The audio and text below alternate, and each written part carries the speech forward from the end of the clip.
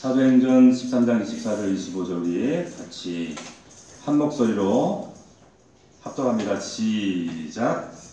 그가 오시기에 앞서 요한이 먼저 회개의 세례를 이스라엘 모든 백성에게 전파하니라. 요한이 그 달려갈 길을 마칠 때에 말하되 너희가 나를 누구로 생각하느냐? 나는 그리스도가 아니라 내 뒤에 오시는 이가 있으니 나는 그 발에 신발끈을 풀기도 감당하지 못하리라 하였으니. 아멘. 오늘 또 이 밤에 무더운 날씨에도 불구하고 이렇게 하나님 앞에 예배자로 나오신 여러분들 주님의 이름으로 축복하고 환영합니다. 우리 앞뒤 자람 인사합시다. 주님의 이름으로 사랑합니다. 축복합니다. 인사합시다.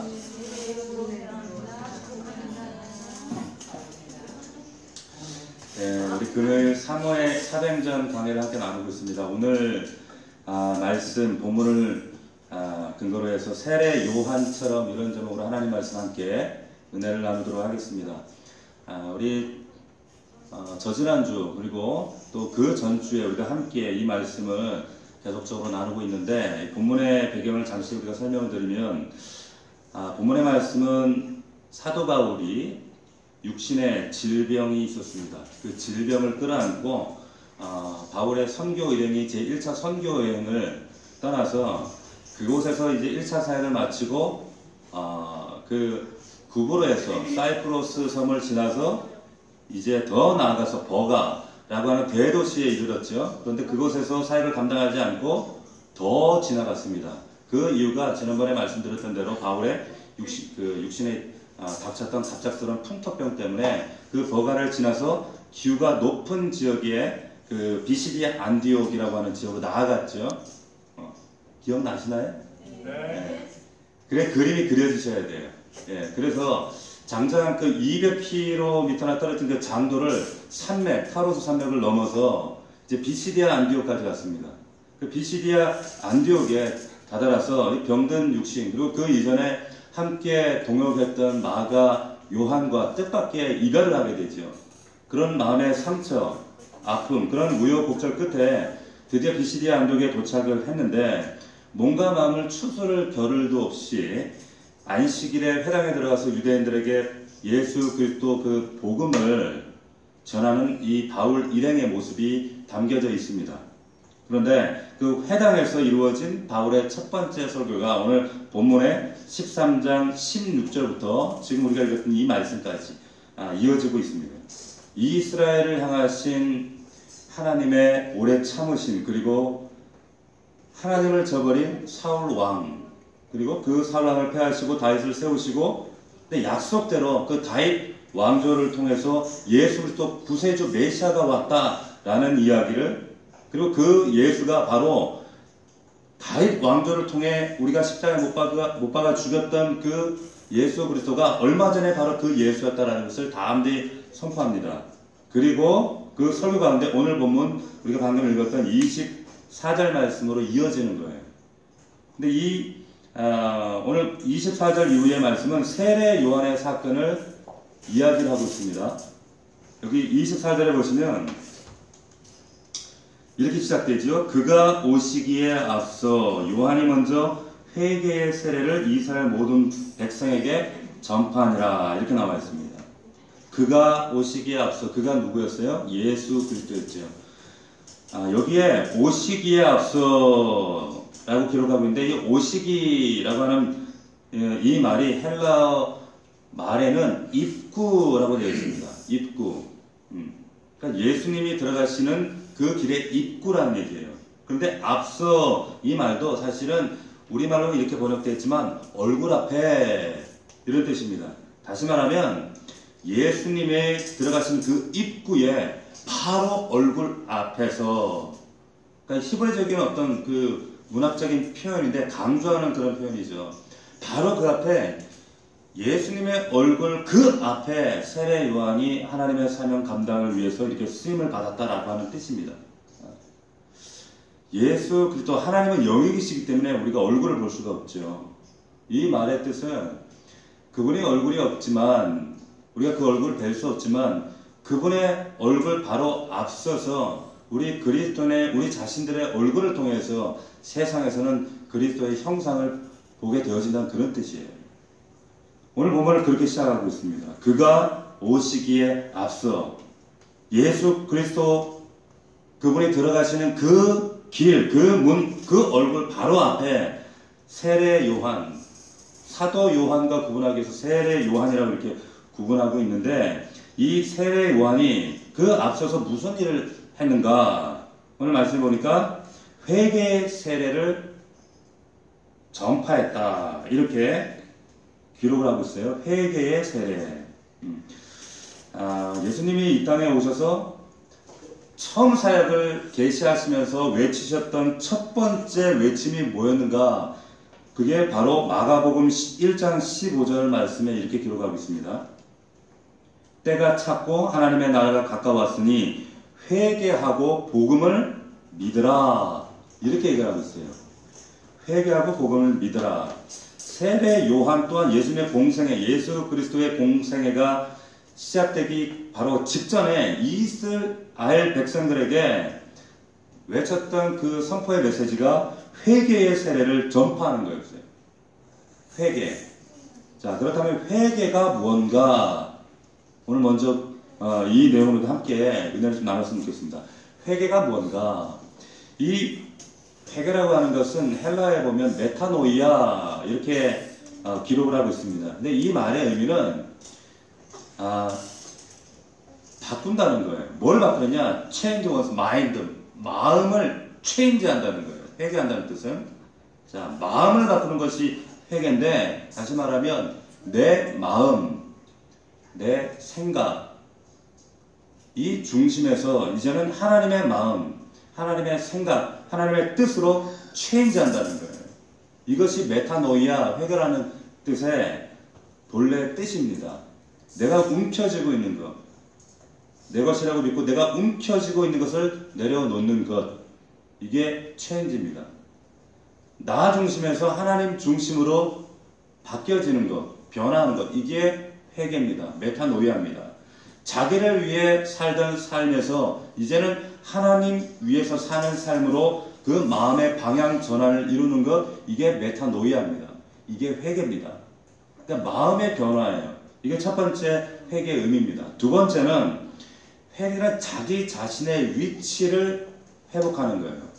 자신의 자리를 회복하는 겁니다. 자, 이게 무슨 뜻인가 하면 아담과 하와가 하나님이 먹지 말라고 했던 선악과를 따먹었어요.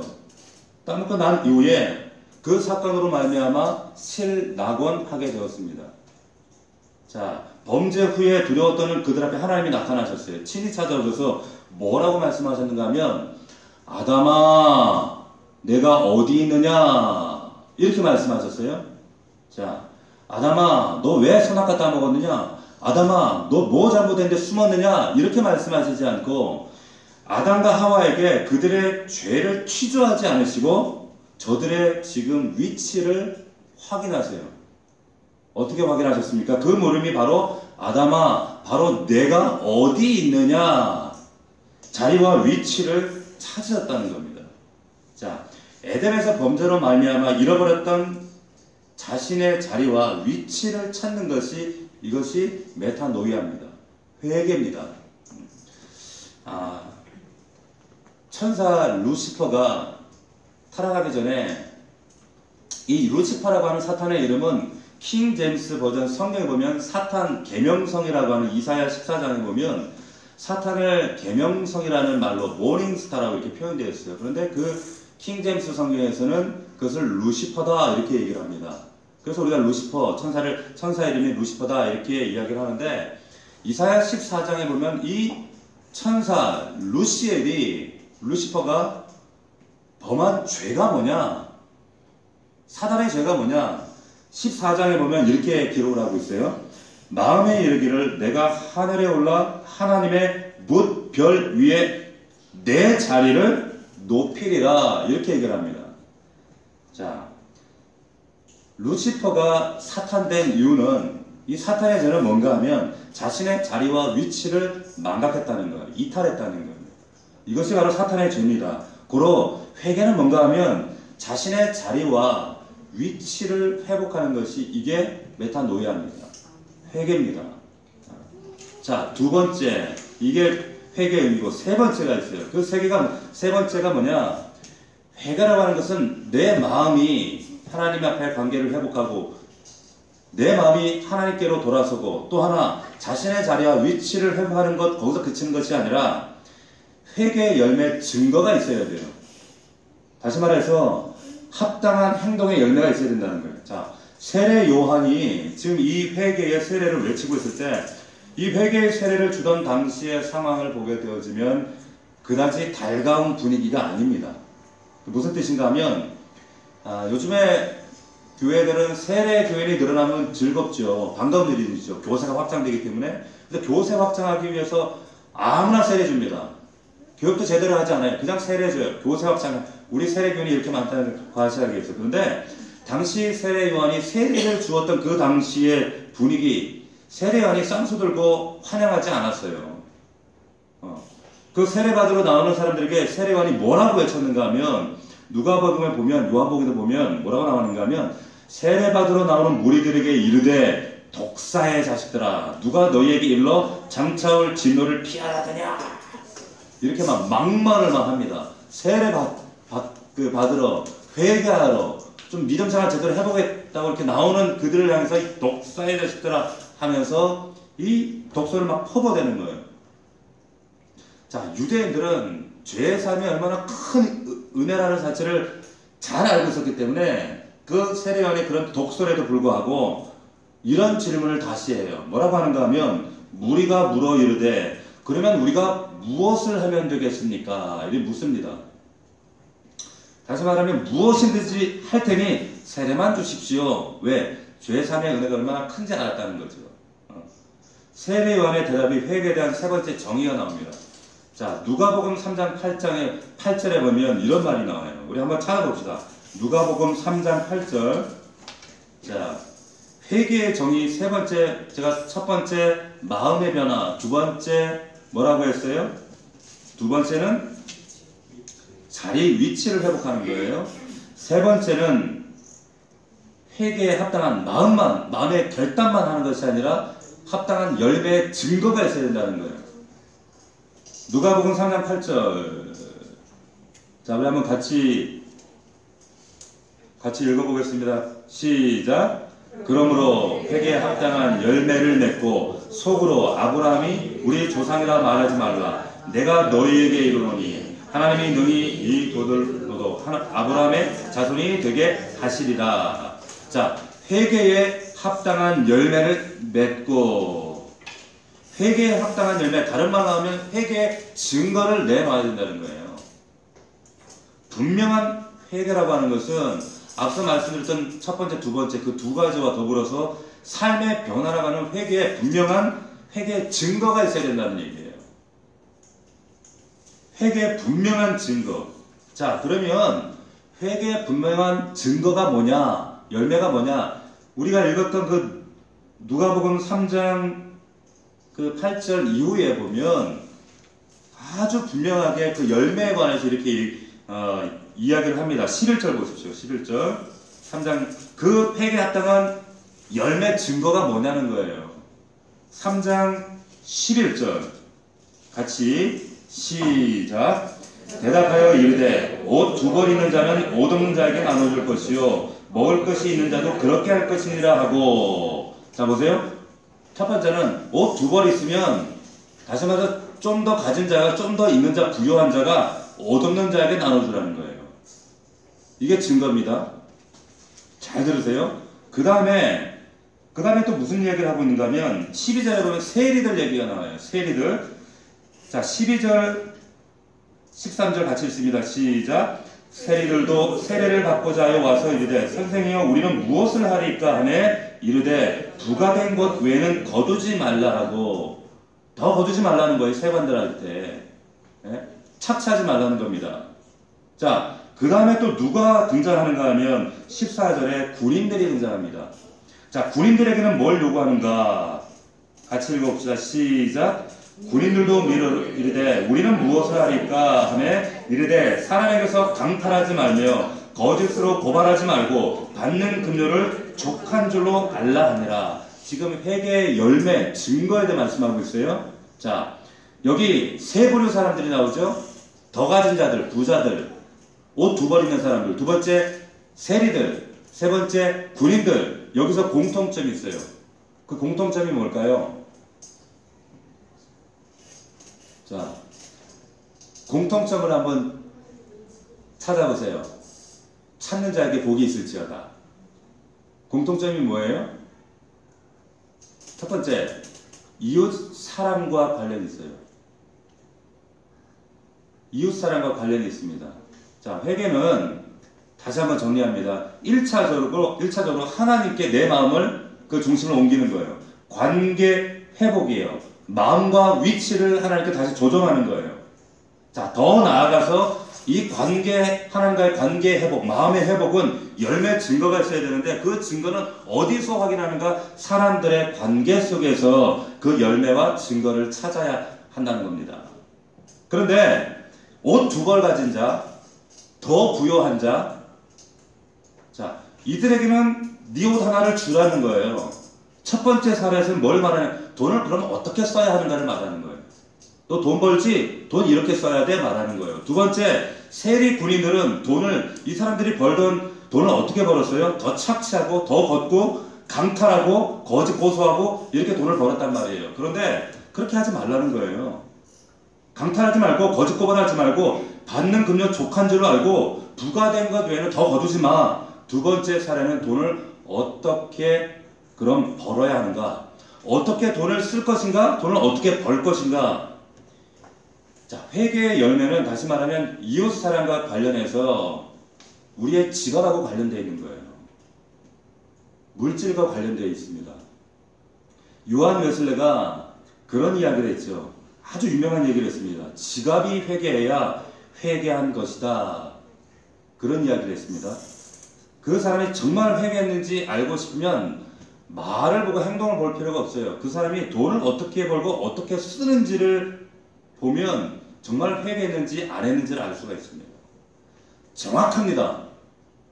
저도 목사이지만 교회에서 우리 성도들의 물질관을 보면 정확하게 알 수 있어요. 어떻게 쓰는가도 중요하지만 어떻게 버는 것도 중요한 거예요. 어떻게 버는 것보다 사실 더 중요한 것은 어떻게 쓰는가가 더 중요합니다. 부인할 수가 없어요. 남성들하고 제자 훈련하면 그런 내용들이 적나라하게 다 드러납니다. 자, 주 안에서 회개하시기를 축원합니다. 자, 정리해 봅시다. 회개는 뭐예요? 먼저 내 마음을 내 중심에서 하나님 중심으로 바꾸는 거예요. 내 자리, 내 위치, 에덴에서 잃어버렸던 내 자리를 찾는 거예요. 저는 우리 아이들을 위해서 하는 기도가 있습니다. 우리 자녀들을 위해서 하는 기도는 뭐 서울대 가고 뭐 연고대 가고 뭐 공부도 잘하고 머리가 되고 꼬리가 되지 말고 남들보다 으뜸이 되고 이런 기도 잘하지 않아요. 받은 대로 살아야죠. 옳이 나쁜데 어떻게 으뜸이 되고 모르겠어요. 주신 대로 살아야죠.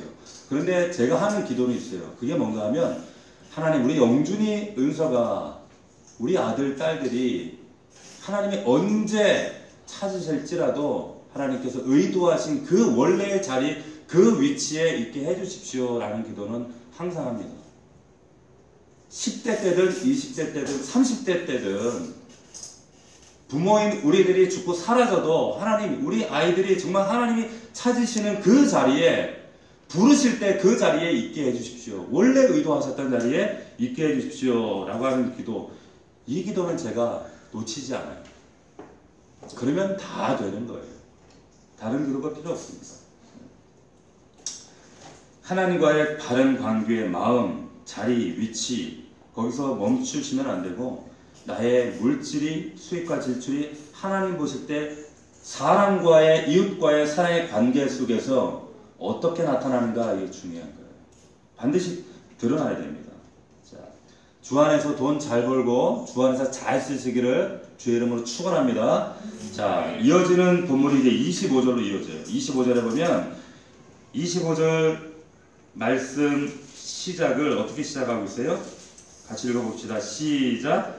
요한이 그 달려갈 길을 마칠 때에 자, 요한이 그 달려갈 길을 마칠 때에, 이 말은 지금 세례 요한이 죽을 날이 다 됐다는 거예요. 자신의 인생이 이제 막바지에 이르렀다라고 하는 그런 뜻입니다. 여기 달려갈 길이라고 하는 이 드로모스라고 하는 이 말은 삶의 여정인 이런 뜻입니다. 달려갈 길. 요한의 인생이 이제 회개의 세례를 전파하고 예수 그리스도의 길을 예비하는 그 여정, 삶의 여정. 인간적으로 보면 30년밖에 되지 너무 보잘것없는 짧은 생이에요. 지금 30살에서 아직 어린아이 같은 그런 청년들 어린아이 같아요. 그런 짧은 인생을 살았다는 거예요. 그런데 그 길을 오늘 말씀해 보면 모두 마쳤다. 마쳤다 이렇게 얘기를 해요. 마치다. 이 에플레오라고 하는 의미는 가득 채웠다라고 하는 뜻입니다. 가득 채웠다는 거예요. 자신의 인생의 여정을 가득 채웠어요. 뭘로 가득 채웠어요? 뭘로 가득 채웠을까요? 예수 그리스도께서 허락하신 부여하신 사명으로 자신의 인생을 조금도 모자람이 없이 가득 채웠다는 거예요. 그래서 이제 마칠 때가 되었다 이렇게 표현하고 있는 겁니다. 그에게 부과된 인생의 모든 사명을 조금도 부족함 없이 다 채웠다. 30년이라는 짧은 인생, 길고 짧음이 중요한 것이 아니라 그에게 주어진 예수 그리스도 앞서서 선구자적인 그런 삶, 이 사명 때문에 광야에서 메뚜기 먹고 석청 먹고 그 추운 광야에서 추위를 견디고 외로움 견디고 그 자신을 인내하고 견뎌낼 수 있었던 그 비결이 어디 있느냐? 사명 때문이에요. 사명. 그래서 참 하나님께서 우리에게 주신 사명은 때로는 외롭습니다.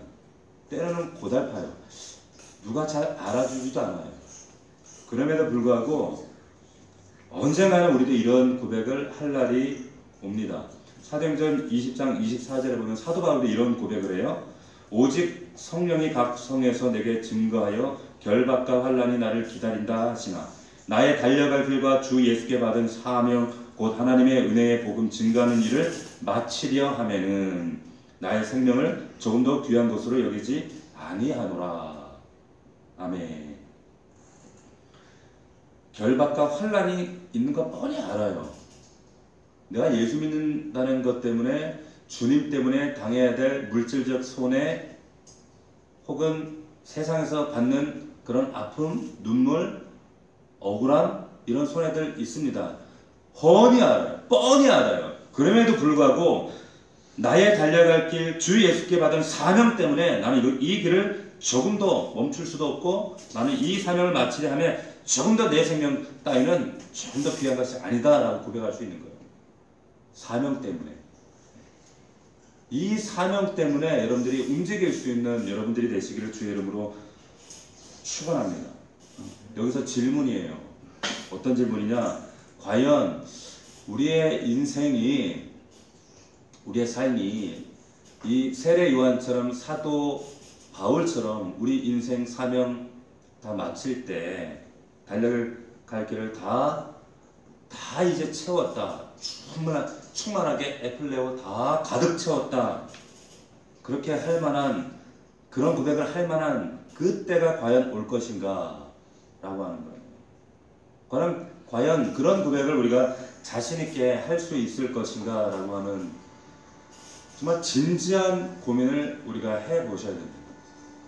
신앙생활 우리가 30년, 40년 오래 하는 게 중요한 것이 아니라 세례 요한이 불과 30년 기껏해야 사역을 세례 요한의 사역이 기껏해야 불과 3년?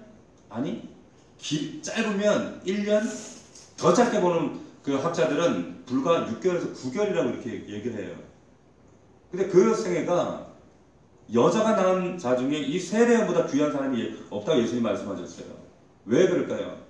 삶의 길이와 어떤 직분과 세상에 드러나 보이는 그런 가시적인 그 결과들이 아니라 아무리 짧은 생애 속에 살았을지라도 하나님 앞에 부여받은 그 사명이 어떻게 삶 가운데 아름답게 열매가 되었는가, 증거가 있는가, 하나님이 보시는 관점과 우리가 보는 관점이 이렇게 다르다는 겁니다. 사명은 사랑하고 비슷해요. 어떻게 보면 똑같아. 예. 사랑, 우리가 연애할 때 그랬지만 사랑이 의지 갖고 되나요? 사랑해야지 이런다고 사랑이 돼요? 내가 사랑하는데 이제 미워야지 이런다고 되든가요? 안 돼요. 이 사랑이나 사명은 내 의지 어떤 이런 것들이 아니라 억지로 하는 것이 아니라 그렇게 되어지는 거예요. 되어지는 겁니다. 사도 바울이 고린도전서에 보면 내가 차라리 죽을지언정 이런 얘기를 해요. 그게 무슨 말이냐면 그 수많은 고난과 그 아픔과 매맞음과 배신과 그런 수많은 사건들 너무 화가 나고 괴롭고 말씀 증가한 일들을 그만둘까? 때려칠까? 이런 생각이 수도 없이 들었지만 그럼에도 불구하고 내가 차라리 죽을지언정 내가 부득불할 일임이라 내가 복음을 전하지 않으면 내가 화가 있을 것이다. 이런 고백을 합니다. 왜? 사명이기 때문에. 사명이기 때문에. 사명이 끌고 가는 사람은요. 그래서 어떤 장애물이 있어도 믿음으로 다 돌파해 나갑니다. 예레미야도 그랬어요. 예레미야도 이 사명 앞에 나의 마음이 불붙는 것 같아서 골수에 사무치니 답답해서 나는 견딜 수가 없다는 거예요. 제가 목회를 하면서 신학교 가겠다고 오는 이렇게 뒤늦게 오는 장년들도 있었고 청년들도 있었고 근데 제가 열의 아홉은 다 돌려보냈어요. 너 아니야. 너 안 돼. 너 가면 진짜 우리 가뜩이나 한국 교회가 심각한데 너까지 가면 이 나라 교회 망한다. 야 너 가지 마라. 야 다시 한번 생각해봐. 다 뜯어 말렸어요. 그러면 그래요? 하고 돌아가요. 그런데 진짜 돌아가는 애들은 진짜 사명 없는 애들이에요. 그런데 내가 볼 때 아닌데 우격까지 가는 애들은 그나마 그래도 자기 안에 사명의 씨앗이 조금이라도 있는 애들이에요. 누가 말린다고 안 가는 게 아니에요. 사명이라고 하는 것은. 사명으로 사는 삶, 사명으로 사는 삶의 반대가 생존으로 사는 삶이에요. 사명으로 사는 삶들은 그냥 사명이 끌고 갑니다. 근데 생존으로 사는 삶은 야 오늘은 뭘 먹지? 내일은 뭘 입지? 야 오늘은 어떻게 살아가지? 매일 그 염려 때문에 전전긍긍 살아가요. 사명이 이끌어가느냐 생존이 나를 이끌어가느냐. 마귀가 우리 그리스도인들에게 주로 쓰는 방법이 뭔가 하면 사명이 아니라 생존에 전전긍긍하게 만드는 것이 이 마귀의 보도의 전략입니다. 평생 이 생존의 문제에 매달려서 전전긍긍하도록 유도하는 거예요. 우리 존재의 목적과 의미가 우리가 메마르고 이것이 망각되어질수록 사람들의 어떤 특징이 나타나는가 하면 삶의 과정에서 자꾸 조급해하고 가속을 냅니다. 내 존재의 의미와 나의 의미가 불분명할 때, 모호할 때 자꾸 가속을 냅니다. 페달을 밟습니다. 더 빨리, 더 많이. 이것은 제 얘기가 아니라 유명한 신학자 얘기예요. 내 존재의 이유가 내가 왜 신앙생활하지? 내가 하나님 앞에 누구지? 나는 이 땅에 하나님 나 왜 부르셨지? 이것이 애매모호할 때 그때 나타나는 현상이 뭐냐? 내 삶의 속도를 자꾸 높인다는 거예요. 그런데 정말 삶에 하나님의 분명한 이 사명과 가치를 깨닫는 사람들 삶이 여유롭습니다. 가만히 보세요. 여유로워요. 조급하지 않습니다. 그리고 보는 시야가 다릅니다. 전혀 달라요. 2004년도에 그 쓰나미가 동아시아의 그 인도네시아 그 쪽에 휩쓸고 지나갔죠. 수십만 명이 정확한 통계가 숫자가 파악될 수 없을 만큼 수십만의 사람들이 죽었습니다. 그런데 그 쓰나미가 지나고 난 이후에 그 학자들이 통계를 내보니까 사람들은 수십만 명이 죽었는데 동물들의 사체는 얼마 없더라는 거예요. 그게 무슨 뜻인가 하면 동물들은 본능적으로 알아요. 쓰나미가 온다는 걸 압니다. 그런데 욕심에 사로잡혀 있는 이 사람들이라는 존재는 욕심 때문에 이 자연의 징조, 세상의 징조, 이치 이런 것들을 전혀 분별 못한다는 거예요. 한낱 미물도 하는데 사람은 몰랐더라는 거예요. 자, 욕심을 가지면 욕심이 우리를 가로막으면 사명도 없습니다. 욕심이 우리를 가로막으면 우리의 영적인 감각이 다 죽습니다. 다 죽고 오로지 내 육신의 가시적인 것들에만 집중합니다.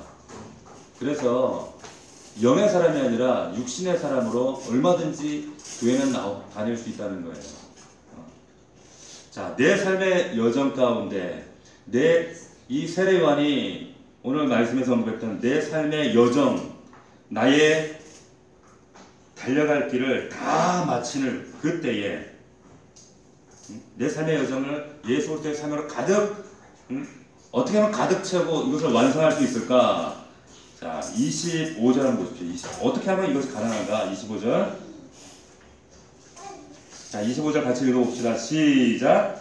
요한이 그 달려갈 길을 마칠 때에 말하되 너희가 나를 누구로 생각하느냐? 나는 그리스도가 아니라 뇌 뒤에 오시는 이가 있으니 나는 그 발의 실발끈을 풀기도 감당하지 못하리라 하였으니.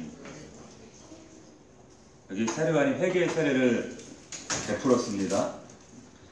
그런데 자신은 그리스도가 아니다 분명히 얘기를 해요. 나는 그리스도가 아니다. 자, 원문에 보면 여기 나는 그리스도가 아니라 여기에 그리스도에 해당하는 이 원문에는 그 해당하는 말이 없습니다. 여기에 단지 그 단수 1인칭 단수 동사하고 1인칭 대명사만 나옵니다. 그리스도라는 단어가 없어요. 그 원문에는 어떻게 나와 있는가 하면 나는 그가 아니다. I am not he. 나는 그가 아니다. 우리 성경에는 원문에는 그렇게 나와 있어요.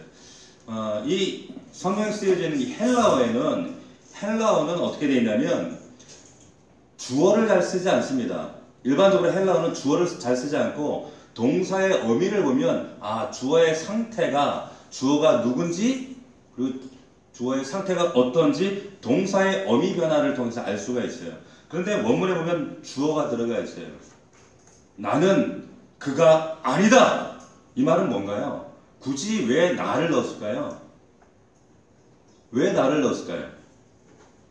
강조하기 위함이에요. 나는 그가 아니야. 자, 왜 강조하는가? 나는 정말 아니다. 이 말을 강조하기 위해서 지금 나라고 하는 이 주어를 써서 다시 말하면 나는 정말 그리스도가 아니다 이렇게 말하고 있는 거예요. 왜 그런가? 누가복음 3장 1절에 보면 백성들이 그 세례받기 위해서 그 말씀을 듣기 위해서 요단강으로 몰려드는데 그 소문을 듣고 전국 각지에서 몰려드는데 백성들이 3장 1절에 이렇게 말을 합니다. 백성들이 바라고 기다림으로 모든 사람들이 요한을 혹 그리스도신가 심중에 생각하니. 그러니까 와서 하는 것 보니까 막 이상한 무더기 같은 거 있고 말씀을 전하는데 막 능력이 있죠. 수천 명 수만이 회개를 받죠. 먹는 것 보니까 맨날 석청 메뚜기 먹죠. 보통 사람이 아니라 비범해요. 우리가 그토록 이스라엘이 고대하고 기다렸던 메시아가 아닌가. 세례받고 혹시 당신이 메시아 아닌가요? 나 아닌데요. 또 와서 당신이 메시아 아닌가. 당신이 하는 행태를 보면 반드시 당신이 하는 것은 메시아일 수밖에 없는데요. 아니라는 거예요. 수많은 사람들의 그런 반문과 질문과 확인. 얼마든지요. 세례 요한은 다시 그런 대중적인 인기와 그런 대중적인 그 바램, 요가 그래 나 구세주야 사실은 그럴 수 있어요. 그러면 하루아침에 스타가 되는 거예요. 어떻게 보면 그 대중들의 그 능력을 위세를 힘입어서 그 헤롯, 그 앞잡이들, 나라를 팔아먹은 앞잡이들 그리고 로마를 몰아내고 전복시키고 새로운 나라를 건설할 수도 있었어요. 근데 그러지 않았다는 거예요. 그들 앞에 세례 요한이 나는 정말로 그리스도가 아니다 이렇게 얘기를 하는 거예요. 그러면서 뭐라고 얘기합니까? 나는 신발끈 풀기도 감당이 안 되는 사람이야. 나는 그분의 감히 신발끈조차도 풀고 묶을 수 없어. 당시에 지체높은 그런 상전들 집에는 종들이 주인이 나가면 신발끈을 신을 신을 수 있도록 신발을 시켜줍니다. 묶어줘요. 또 집으로 돌아오면 신발끈 다시 풀어줍니다. 이게 종의 일이었어요. 나는 그것도 감당할 수 없는 그런 존재야. 자신이 누군지를 정확하게 알았어요. 자기 자신이 누구인지를 바로 정확하게 안다는 것, 이게 은혜입니다. 이게 은혜예요. 우리가 예수 그리스도 안에서 내가 누구인가를 바로 깨닫는 것, 이게 십자가 앞에서 발견되어지는 내 모습이에요. 이런 은혜가 있기를 주의 이름으로 축원합니다. 자신이 정말 제대로 실존적으로 내가 영적으로 어떤 사람인가라고 하는 것을 깨달을 때야 비로소 사명을 완수하게 된다는 얘기예요. 이 얘기를 하고 싶어서 지금 세례 요한의 얘기를 하고 있는 겁니다. 제가 알고 있는 어떤 목사님이 뒤늦게 목사님이 되셨는데 이분이 세상에서 사업을 아주 크게 잘 하셨어요. 근데 이제 세상에서 사는 모습이 다 뭐 사업을 하시다 보면 다 똑같지 않겠습니까? 늦게까지 술 마시고 가서는 안 될 곳에 가고 그런 일들을 반복하고 늘 뭐 주일이면 교회를 가기는 가지만 이제 종교적인 신앙생활이고 늘 고주망태돼서 밤늦게 돌아오고 새벽 2, 3시에 이제 집에 들어오면 늘 가족들은 다 자고 그런 생활을 반복하셨던 분인데 이분이 한 번은 왜 하나님께 참 돌이킬 수밖에 없었는가라는 이야기를 하시면서 그날도 이제 새벽 2시가 돼서 넘어서 이제 집에 들어오는데 보통은 이제 문을 발로 차든지 배를 초인종을 누르든지 이렇게 들어오는데 그날은 그냥 무슨 생각이 들었는지 자기가 열쇠를 따고 이렇게 들어갔다는 거예요. 들어갔더니 불이 다 꺼져 있고 안방에 들어갔더니 아내가 늘 항상 그래왔던 것처럼 그 남편, 술 취한 남편을 기다리다가 엎드려서 불도 끄지 못하고 이렇게 자고 있더라는 거예요. 근데 그 머리맡에 공책이 하나 있더래요. 공책인지 일기인지가 이렇게 있는데 거기에 아내가 써놓은 글을 이제 그 일기를 보게 된 거예요. 이렇게 써져 있더라는 거예요. 나는 오늘도 버스를 타고 수유리 너머로 갔다. 시골길을 하염없이 걸으면서 오늘도 어김없이 죽음을 생각했다. 약을 먹고 죽을까 아니면 소목을 그어서 죽을까. 그러나 그것은 내가 취할 길이 아님을 나는 다시 한번 더 확인하고 되돌아왔다. 나를 살리기 위해 십자가에서 돌아가신 그 주님의 그 뜻을 알고 내게 주신 남편이므로 나는 사랑해야만 한다. 나는 할 수 없지만 주님께서 사랑하라 명령하시므로 나는 사랑해야만 한다. 주님 도와주세요. 주님 도와주세요. 나의 약함을 주님께서 잘 아시잖아요. 이런 글을 써놓은 거예요. 남편이 봤어요. 전혀 예상하지 못했던 아내의 그 속내를 이분이 알게 되고 이분의 말로 심장이 멎어버린 줄 알았다는 거예요. 그 글을 보는데 그 술이 늘 그래왔지만 그 술이 갑자기 천둥 소리 듣는 것처럼 번쩍 깨더라는 거예요. 그러면서 조용히 나와서 엉엉 울었대요. 엉엉 울었다는 거예요. 왜 울었는가? 첫 번째는 아내가 너무 불쌍해서, 또 하나는 가족들이 불쌍해서, 그리고 진짜 불쌍했던 건 그런 자기 자신이 너무 불쌍하더라는 거예요. 자기 자신이 내가 어쩌다 이렇게 됐지? 내가 왜 이런 삶을 살고 있지? 어쩌다가 이런 지경에까지 살게 되었지? 생각하면서 자기 자신에 대한, 이분도 모태신앙이었거든요. 근데 자기 자신의 막 영혼에서 막 악취가 나는 것 같고, 그 악취가 진동하는 것 같고, 자기 모습이 갈갈이 찢겨진 막 걸레 조각 같이 여겨져서 자기 자신이 너무 부끄럽고 불쌍하고 한심스럽고 한탄스러워서 엉엉 울었다는 거예요. 술 취해서 터져 주저앉아서. 근데 그날 밤 예수님을 만났죠. 예수님께서 그 울고 있는 자기 자신을 뒤에서 이렇게 안아주시는 것이 느껴지더라는 거예요. 그래서 세미한 음성이 자신에게 들려오는데, 사랑하는 아들아, 그래도 나 너 절대 버리지 않아. 울지 마. 나 너 포기하지 않아. 그 음성이 들려지더라는 거예요. 그래서 그 사업하고 자기가 누렸던 그 모든 것을 딱 포기하고 신학교를 가셨어요. 그래서 목사가 됐었어요. 이분이 그 이후로 자신의 삶을 끊임없이 부인하고 부정하고 십자가에 못 박고 자신의 한계가 나는 이거밖에 되어지지 않는 절망적인 존재구나 깨닫고 날마다 십자가에 못 박고 그런 정말 하나님 앞에 십자가의 삶을 사세요. 그런데 그게 절망으로 끝나면 힘 빠져 몇 빠져 그게 아니라 그 절망 속에 늘 부활해 주는 만나요. 얼마나 목회를 귀하게 아름답게 그 예수 그리스도 안에서 감당하고 계신지 모릅니다. 우리가 정말 은혜는 뭐냐면 그 하나님 앞에 예수 그리스도 앞에 나라는 존재를 발견하는 것만큼 큰 은혜가 없는 거예요. 누구를 발견하고 세상을 비판하고 누군가를 비난하고 하는 것이 아니라 내가 누구인지 내가 어떤 존재인지 내가 얼마나 손가락질하고 비판받아야 하고 절망적인 존재인지 그런 나를 하나님이 참으시고 인내하시고 기다려주셨다는 사실을 그 하나님의 은혜 앞에서 나를 깨닫는 것. 세례 요한은 자기 자신이 누군지 알았어요. 나는 주님 앞에서 나는 심풀기도 그 신발끈 하나 푸는 것도 감당하지 못할 존재입니다. 얼마든지 그래 나 메시아인 것 같아. 아무래도 그럴 수도 있었어요. 요한은 그러지 않았다는 거예요. 자기 자신이 누군지 아는 것 그것만큼 놀라운 은혜가 없습니다. 주님 안에서 주 안에서 나는 그의 신발끈을 풀기도 감당하지 못하리라. 이것이 우리의 믿음의 자세입니다. 그런 저와 여러분들이 되시길 주의 이름으로 축원합니다. 말씀 정리하겠습니다. 세례 요한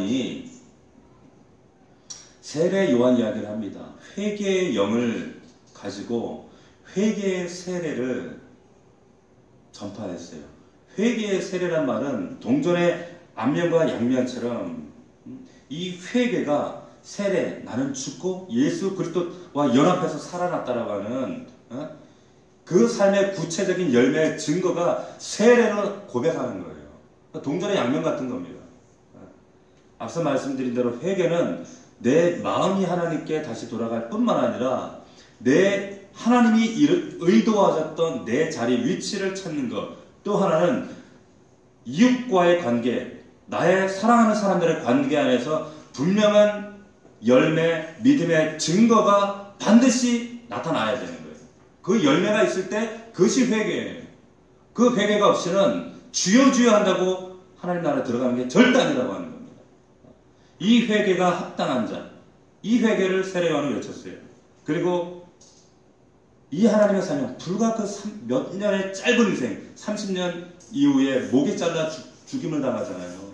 이 세례 요한이 결국에 자신의 달려갈 길을 다 마쳤어요. 자신의 삶의 인생의 그 짧은 여정이었지만 그 인생을 예수 그리스도께 받은 사명 가득 온전히 다 채우고 하나님께로 갔습니다. 그게 갈 수 있었던 비결은 뭐예요? 내가 하나님 앞에 누구인가를 알았다는 거예요. 내가 누군가를 알아야 돼요. 하나님 앞에서. 이 하루아침에 알아가지 못할 수도 있어요. 그러나 그 과정 매일매일 나를 십자가에 못 박고 부인하고 나를 또 절망적인 나를 다시 한번 주님 앞에 내어드리고 이런 성화의 과정, 변화의 과정을 내 평생의 삶에 할지라도 그 은혜 안에서 나를 날마다 새롭게 발견해 갈 때 우리가 언젠가는 이와 같은 고백을 하게 되어진다는 거예요. 그 달려갈 길을 마칠 때에 말하되 너희가 나를 누구로 생각하느냐? 나는 그리스도가 정말 아니라 내 뒤에 오시는 이가 있으니 나는 그 발의 신발끈을 풀기도 감당하지 못하리라. 이와 같은 고백이 저와 여러분들의 진실된 신앙 고백이 되기를 주의 이름으로 축원합니다. 기도합시다. 하나님 아버지 감사합니다. 우리 안에 날마다 나의 죄성과 육신의 소욕과 세상에 늘 부딪히는 끝없는 유혹과 도전 앞에 또 무너지고 늘 절망적인 내 모습으로 살아간다 할지라도 하나님은 결단코 나를 포기하지 아니하시고 늘 회개의 영을 부어주셔서 하나님 회개의 사람으로 살아가게 하시고 십자가 앞에 나를 부인하고 하나님 예수 그리스도 안에서 부활의 능력으로 참된 그리스도인의 모습으로 살아가기를 소망하시며 정말 이 세례 요한의 영성을 가지고 나를 예수 그리스도 앞에 부인하고 내 인생이 하나님 앞에 나는 그리스도가 아니라 나의 달려갈 길을 다 완수했을 때에 정말 나는 주님 앞에 당신의 신을 풀어도 감당치 못할 그런 종에 불과합니다. 이런 믿음의 고백을 할 수 있는, 고백 드릴 수 있는 우리 사랑하는 믿음의 식구들 다 될 수 있도록 아버지 도와주시옵소서. 하나님 분주하게 또한 분유하게 바쁘게 어렵게 힘들게 곤고하게 아버지 하나님 우리의 인생을 이렇게 달려갑니다. 하나님 생존을 위해서 몸부림치는 인생이 아니라 사명으로 인하여 몸부림칠 수 있는 그러한 거룩하고 구별된 인생들이 다 될 수 있도록 아버지 축복하여 주시옵시고, 감당할 수 있는 믿음, 그러한 은혜, 우리 안에 예수 안에서 누릴 수 있는 참된 자유와 평안과 기쁨으로 감격으로 하나님 매일매일을 살아갈 수 있도록 하나님 축복하시고 인도하여 주시옵소서. 우리 사랑하는 우리 넘치는 교회 사랑하는 성도들의 삶 가운데 하나님의 부여하심으로 채우시고 영권 인권 물권 넘치게 하여 주시옵시고 다스리고 정복하게 하시옵시고 이 세례원의 영성을 가지고 세상 어느 곳에 있든지 예수 그리스도의 사람으로 당당하게 설 수 있도록 축복하여 주시옵소서. 귀한 힘을 주님 손에 드려오니 주님 훈양하시고 축복하시고 삶 가운데 하늘의 부여함으로 약속하신 아브라함의 축복으로 채워 주시옵소서. 예수님의 이름으로 기도하옵나이다. 아멘.